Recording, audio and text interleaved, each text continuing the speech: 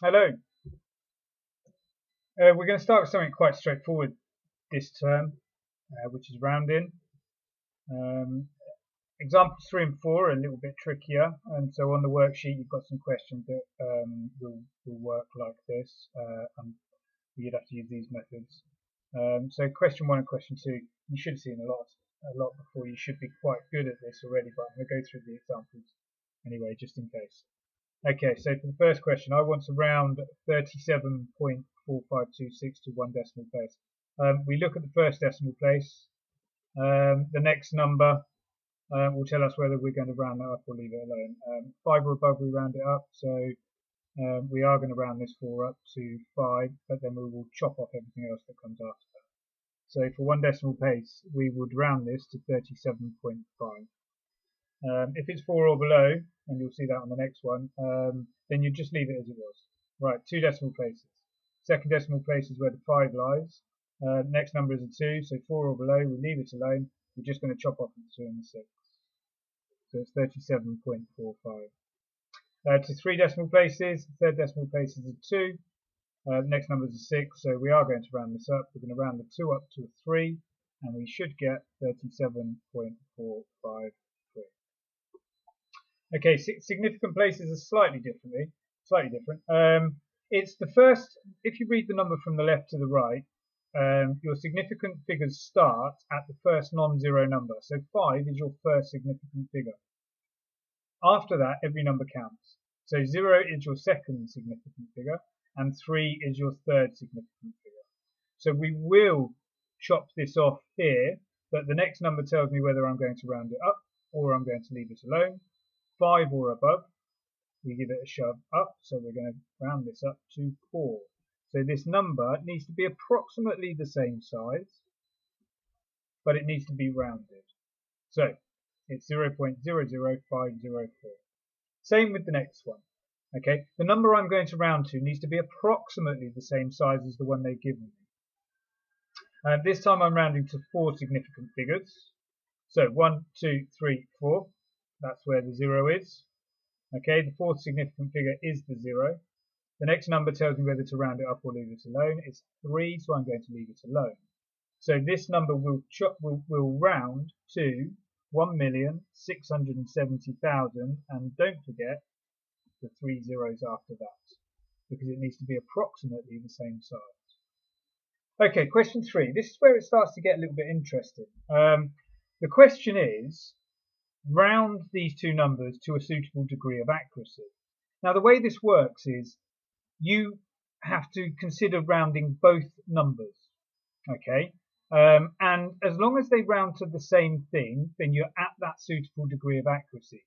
As soon as these two numbers round to something different, okay, normally we're looking at decimal places, so we'll look at decimal places. As soon as they round to something different, then we've gone too far in our rounding. So think about number 1, which is 3.47862, and number 2, which is 3.45663. Right, they start at whole numbers. So let's round them to a whole number and see if they are the same. If I round them to a whole number, this number becomes 3. And this number becomes also 3. So yeah, they both round to the same whole number. But can we get more accurate than that? So let's have a look. Let's round to 1 decimal place. If I round this number, the top number, to 1 decimal place, 4 is in the first decimal place. The next number is a 7. So therefore I round this up to 3.5. The second number. The first decimal place is a 4.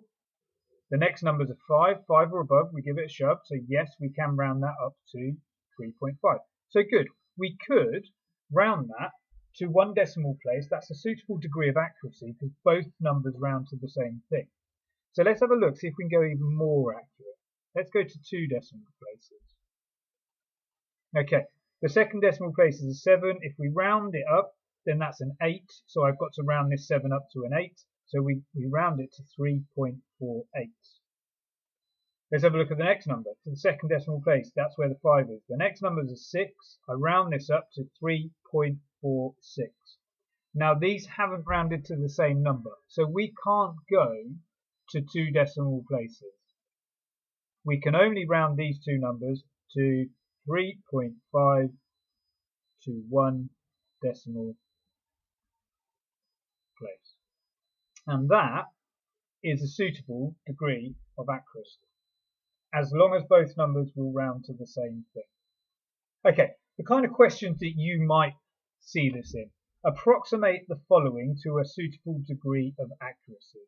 They've told me that x equals 0.69 and y equals 0.31. And these have been rounded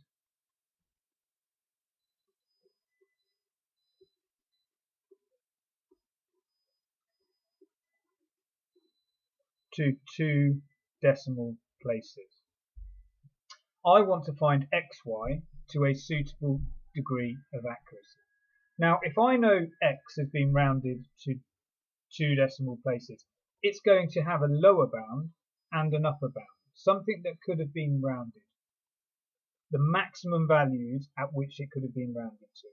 So x could have been less than 0.695.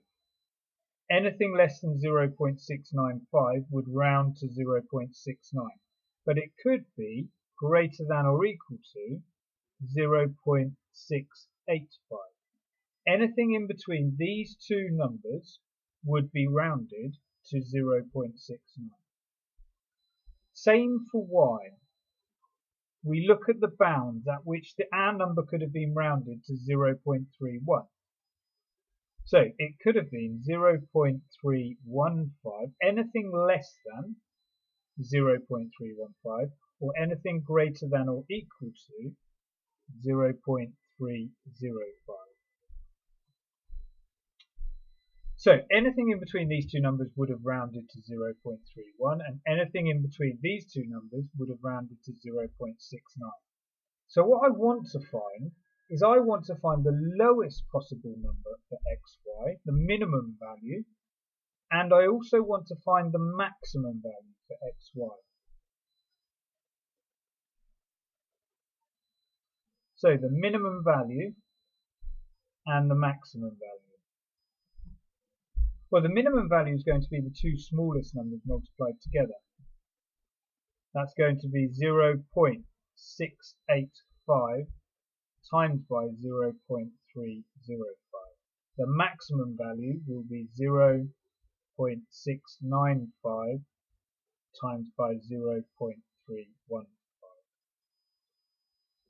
Okay, we need to find this minimum and maximum value using the bound. So I'm going to use a calculator, it's absolutely fine. Let's have a look, 0.685 times by 0.305.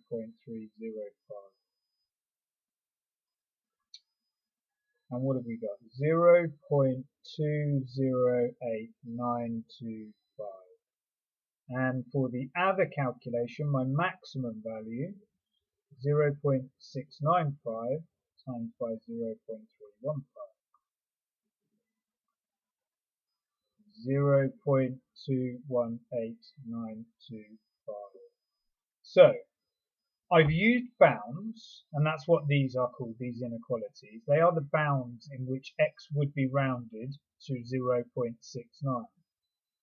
And I've used the minimum bounds for both x and y to work out a minimum possible value and the maximum bounds to work out a maximum possible value.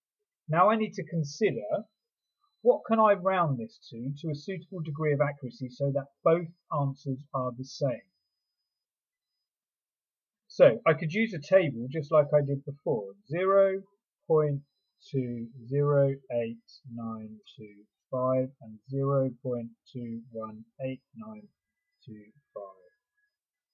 Let's think about, right, the number starts at 1 decimal place, so let's do 1 dp. If I rounded both to 1 tp, they would be 0.2 in both cases. Let's see if I can get more accurate, 2 dp. If I rounded the top number to 2 decimal places, it would be 0.21. If I rounded the bottom number to 2 decimal places, it would be 0.22. so I can't round it to 2 decimal places and get the same answer. So the correct answer is 0.2 to 1 decimal place, because we know this is the maximum possible value and the minimum possible value. Okay, have a go at the questions. This is a bit tricky, but it's something you need to see. You need to have a little go at, all right?